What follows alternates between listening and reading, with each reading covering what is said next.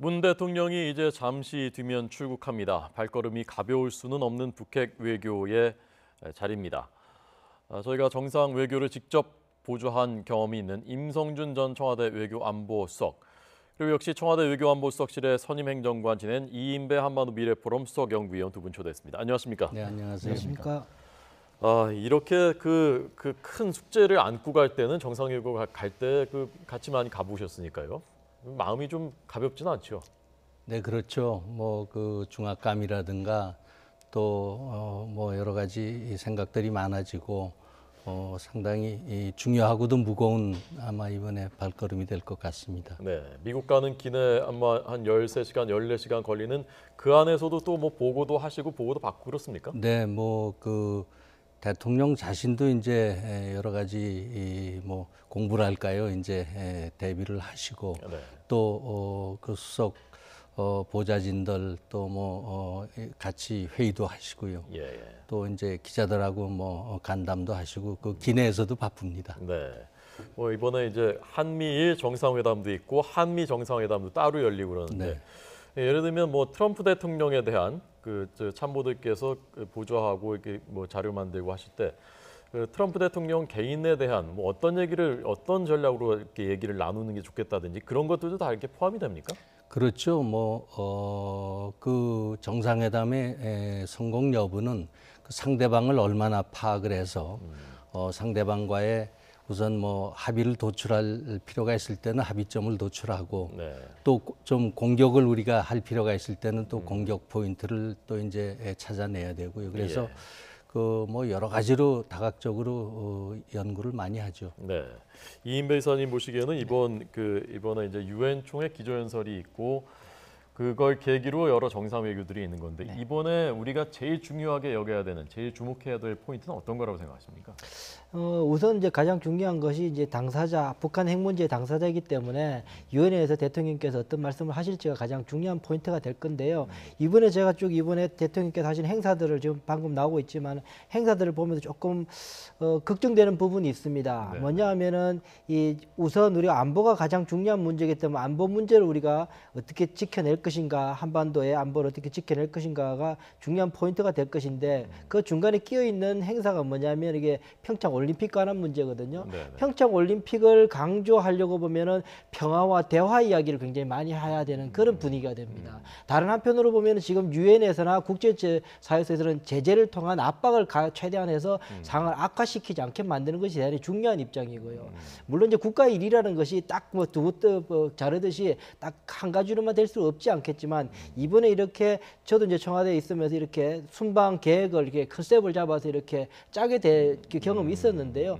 이번에 같은 경우 보면 이 두 가지 컨셉이 사실 잘 맞지 않는 부분이 있습니다. 유엔에 가서 어떻게 말씀하셔야 될지 한 부분과 이 평창 올림픽을 세일을 하는 데를 그러면은 한반도가 안전하다 이 이야기를 해야 되는 상황인데 이 두 개가 사실 논리적으로 정확하게 맞지 않는 부분이라서 대통령께서 어떤 묘안을 가지고 가신지 저도 궁금한 부분입니다. 예, 그 부분에 대해서 임수성님은 어떻게 보십니까?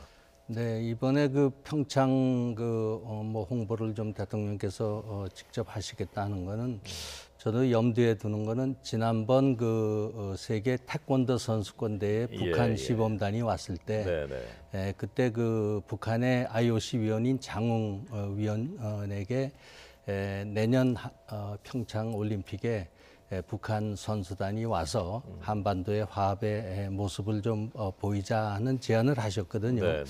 그래서 아직 지금 북한으로부터 어떤 반응이나 응답이 없는데 그런 것도 염두에 두고 이 한반도 상황 지금 북핵 미사일 문제로 압박을 하는 상황인데 이것이 좀 어떻게 매듭을 지어지고 또 한반도의 어떤 그 대화의 분위기가 이렇게 다시 들어서서 내년 평창에 북한 선수단도 오고 하는 그런 그림을 아직도 미련이 많으신 것 같아요. 아마 그래서 우리 이 박사 지금 얘기하신 대로 상당히 그 평창 홍보에 지금 중요한 행사로 그렇게 생각을 하시는 것 같습니다. 네.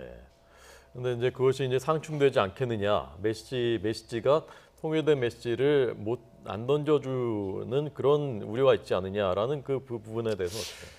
뭐 이번에 그 가시는 목적은 그 유엔 총회에서 우리 이 새 정부의 외교안보 정책 기조, 그다음에 지금 제일 최우선 현안인 북한 미사일 핵 위협에 대한 우리 이 대통령의 어떤 그 생각이나 우리 이 새 정부의 어떤 정책 노선을 이제 전 세계에 천명하는 것이 되겠고요. 네네. 뭐 그러한 기회에 또 가장 중요한 동맹인 미국과의 이제 양자 정상회담, 또 한미일 공조를 더 강화하기 위한 한미일 3자 정상회담 이런 것을 하시기 때문에 네. 뭐 초점이나 언론의 관심은 그쪽에 있을 거라고 봅니다. 이 홍보 네.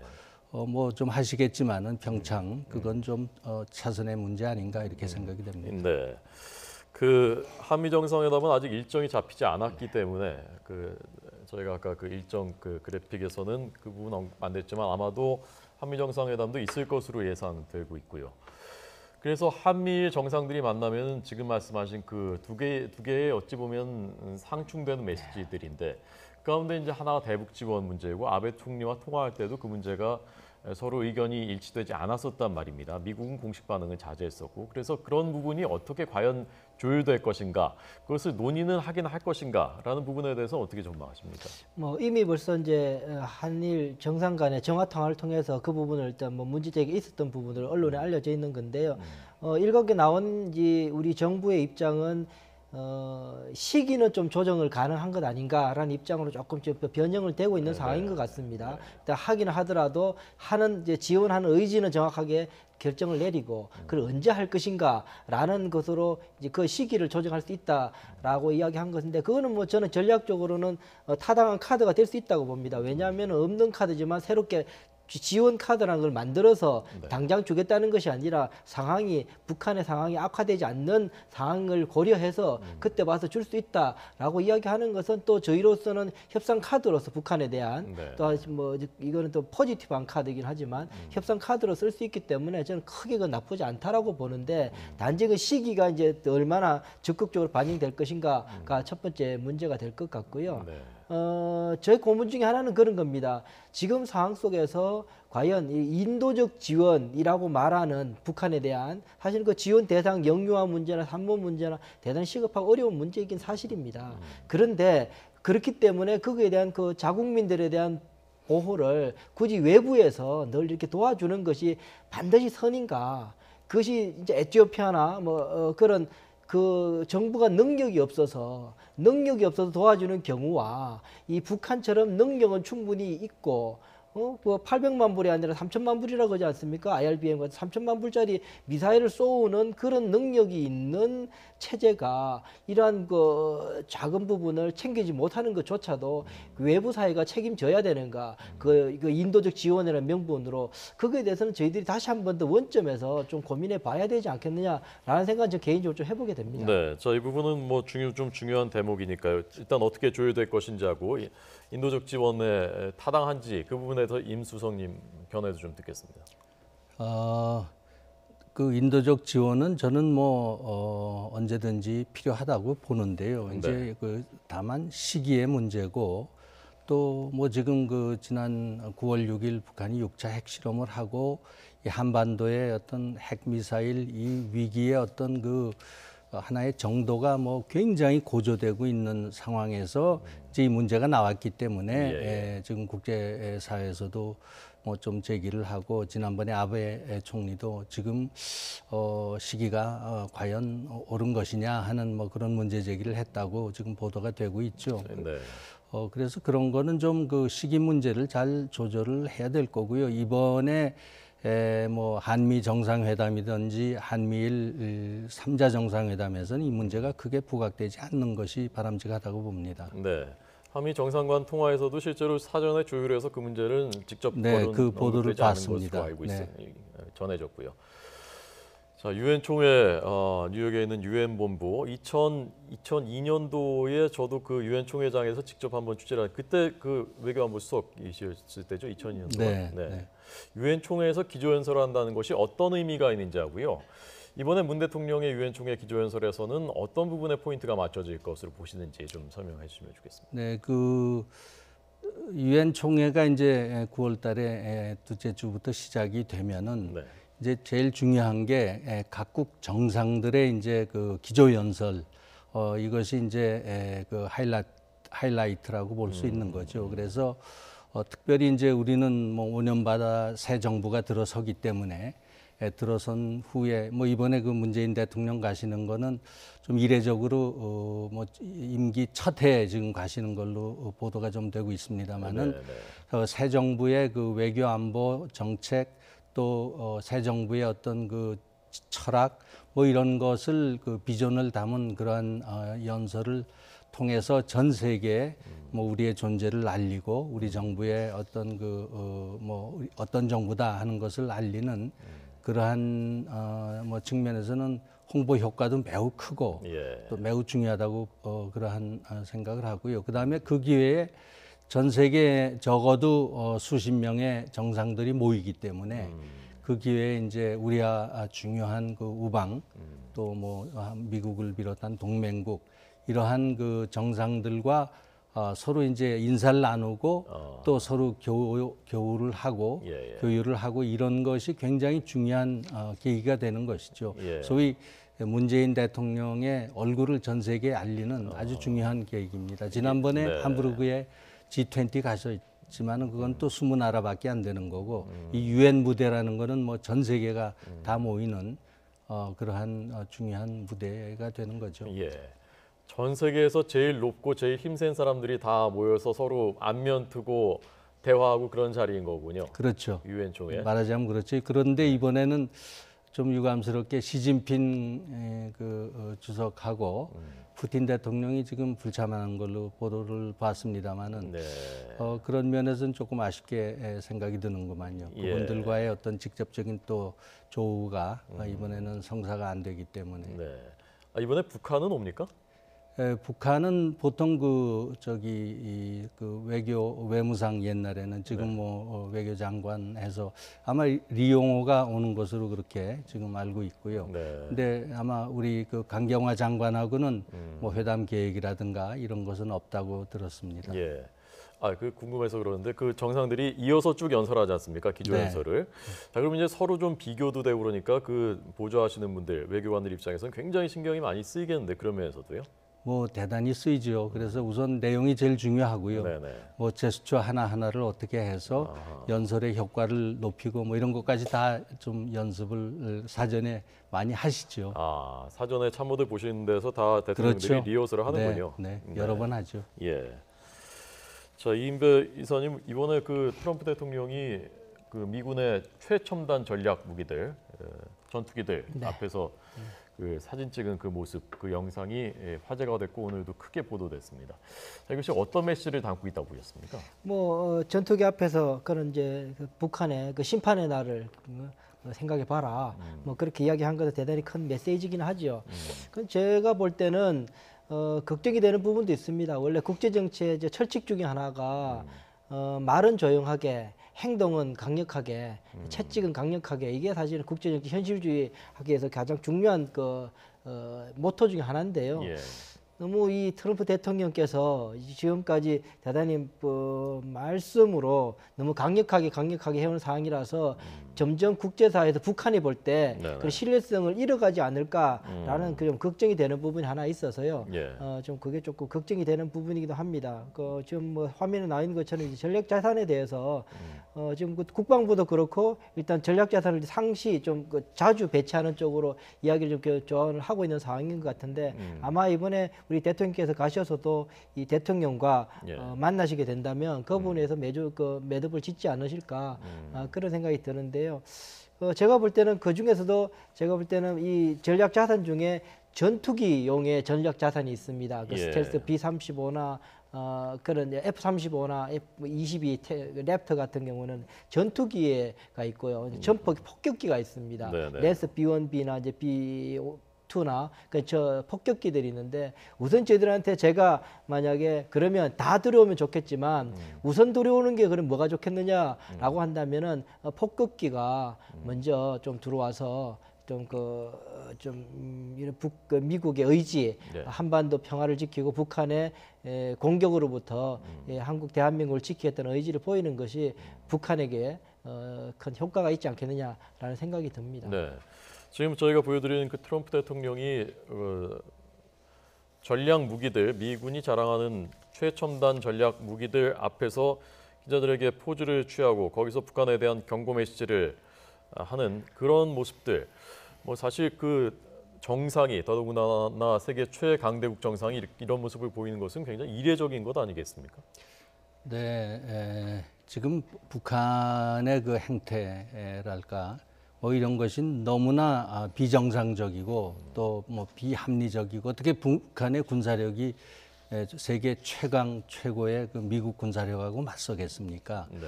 그래서 다시 한번 김정은 너 이거 잘못 알고 있는 거 아니냐 하는 그 소위 리마인드 차원에서 한 거라고 보여지고요. 네. 이 전략 자산을 그 상시 한반도 주변에 배치한다는 거 대단히 중요한 의미를 가지고 있습니다. 지금 이러한 유사 사태가 벌어지면은 북한은 정말 이제 마지막 최후의 운명을 맞게 되겠지만은 그러한 시점이 올 때까지 우리 국민들의 불안감이 대단히 높습니다. 전 세계적으로도 그 한반도의 어떤 그 전쟁의 어떤 그 잘못된 이러한 하나의 뭐 사태가 발생하는 거 아니냐. 예. 이럴 때 이제 제일 중요한 것이 그러한 그 북한의 동향을 사전에 파악을 해가지고 소위 이 프리엠티브 선제 공격을 대비를 해야 되고요. 네.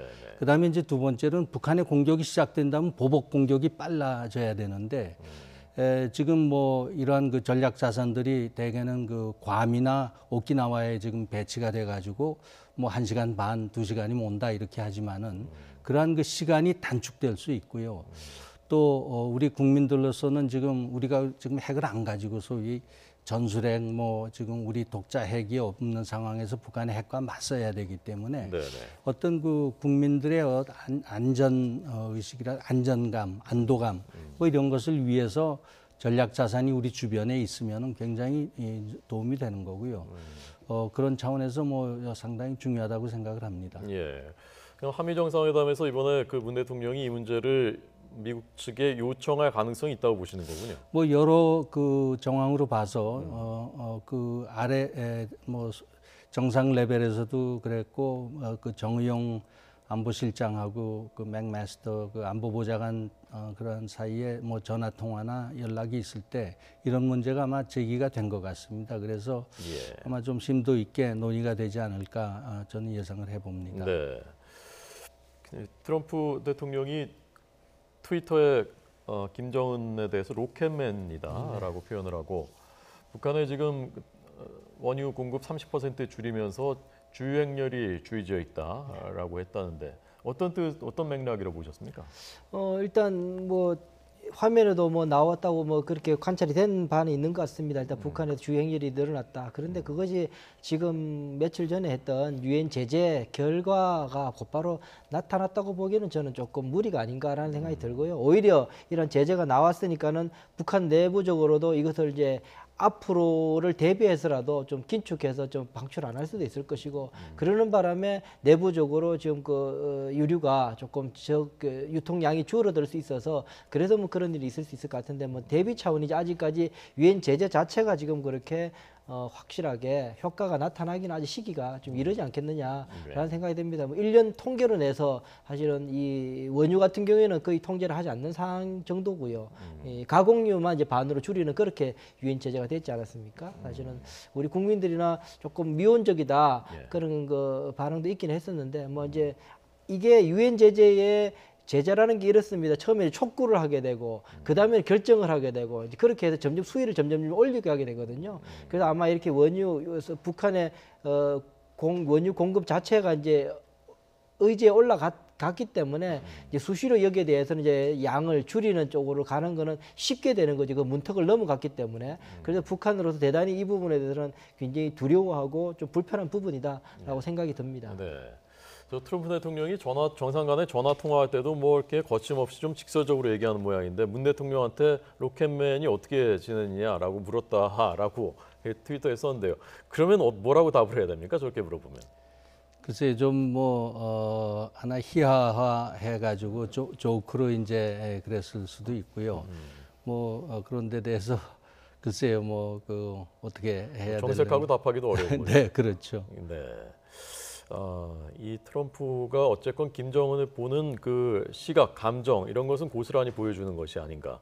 미국에서도 점점 이제 도발 수위를 높여갈수록 자꾸 이제 군사 조치, 군사 옵션에 대한 목소리들이 커지고 있는데 이번에 그 문 대통령이 이런 부분에 대해서는 어떤 수준의 언급, 미국 정상 만났을 때도 한미 정상회담에서 어떤 수준의 어떤 대응을 하는 것이 바람직하고 필요하다고 보십니까?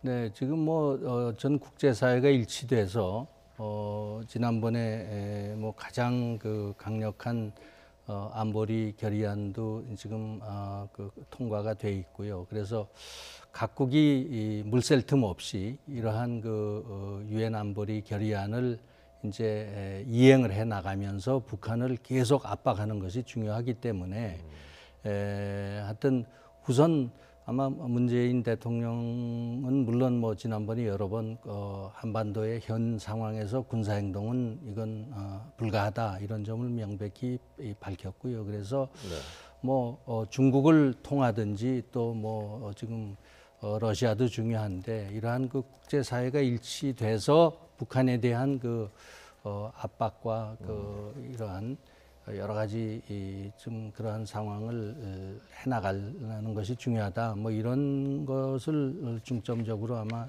설득하지 않겠느냐 그렇게 봅니다. 네.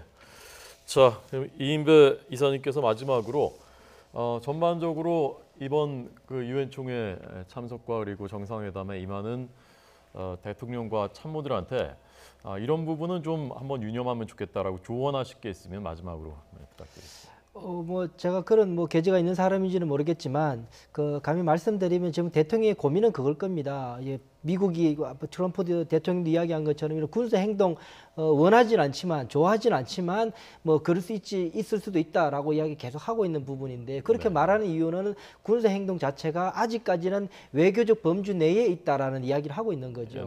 그런데 그 외교적 범주를 벗어나게 되면 실제로 대한민국 대전이 어려워지는 상황이 되니까 대통령께서 그걸 막기 위해서 지금 가신 거단 말이죠. 그런데 역설적이지만 그것을 미국이든 이 한반도 내에서의 그런 군사적 행동이 이런 외교적 범주 내에 가둬놓으려 그러면 역설적이지만 대통령께서 대단히 강력한 수준에서의 경고 메시지와 의지를 보일 때 이것이 외교적 그 범주 내에 포함될 수 있다라는 거죠. 그 부분을 좀 대통령께서 좀 잘 생각하셔서 전략적으로 속내를 너무 많이 드러내지 마시고 이번은 좀 이를 악물고 좀 이번에 더 상황이 악화되는 거는 그 어느 누구도 바라지 않고 뭐 누구보다도 우리 대통령께서 가장 바라시는 것일 테니까 이번에는 그 속내 많이 밝히지 마시고 좀 단호한 모습을 보여주시는 게 이번에 좋지 않겠는가 그런 생각이 듭니다. 네. 자, 문재인 대통령 이제 유엔 총회 참석을 위해서 출국합니다. 지금 보신 모습은 지난번 출국 장면이고요. 잠시 뒤에 저희가 화면과 함께 더 자세하게 보도하도록 하겠습니다. 오늘 임성준 전 수석님, 이인배 전 선임 행정관 두 분 청와대에서 대통령의 정상회견을 직접 보좌했던 두 분의 조언 들었습니다. 고맙습니다. 감사합니다.